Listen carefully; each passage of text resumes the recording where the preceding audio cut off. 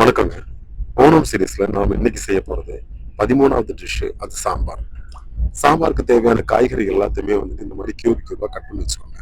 Cut பண்ணி வச்சுட்டு ஒரு குக்கர்ல சாம்பார் பருப்பை போட்டு நல்லா வாஷ் பண்ணி எடுத்துட்டு அதுல காயம் மஞ்சத்தூள் போட்டு தேவைக்கு தண்ணி ஊத்தி நல்லா ஒரு விசில் விட்டு வேக விட்டுருங்க.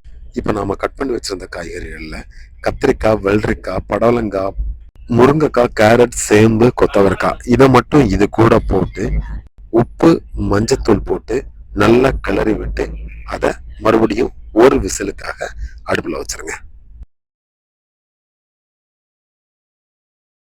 இப்ப அடுப்பு பத்த வச்சு ஒரு சீனச்சட்டியை வச்சு எண்ணெய் ஊத்தி எண்ணெய் சூடானதும் கடுகு, உளுத்தம்பருப்பு, சீரகம், வெந்தயம், வத்தல் மிளகு அண்டு கருவேப்பிலை இது போட்டு ஒரு தாளிப்பு முடிச்சதும் நாம நேரமே தொலி உரிச்சு வச்சிருக்கிற சின்ன வெங்காயம், பூண்டு இது ரெண்டையும் போட்டு லேசா வதங்கினதுக்கு பிறகு நம்ம கட் பண்ணி வச்சிருக்கிற வெண்டைக்காய் போட்டு அதுவும் ஓரளவுக்கு வதங்கினதுக்கு பிறகு நமக்கு இப்போ பாக்கி இருக்கிறது என்ன, தக்காளி.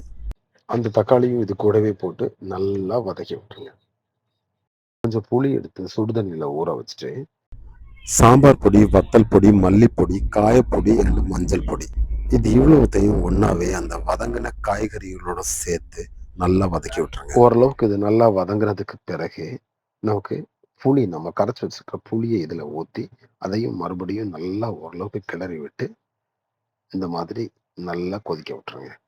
கொதிச்சதுக்கு பிறகு நாம் குக்கரில் ஒரு விசிலுக்காக நம்ம போட்டு வேக வச்சு வச்சிருக்கிற காய்கறி இருக்கு இல்லையா, அதை திறந்து நாம் இப்போ பண்ண வதக்கின எல்லாத்தையுமே அந்த குக்கரில் தட்டி மறுபடியும் அதை நல்லா கிளறி விட்டு நல்லா எல்லாம் ஒரு சேர கலக்கி விட்டு நல்லா கொதிக்க விடுங்க.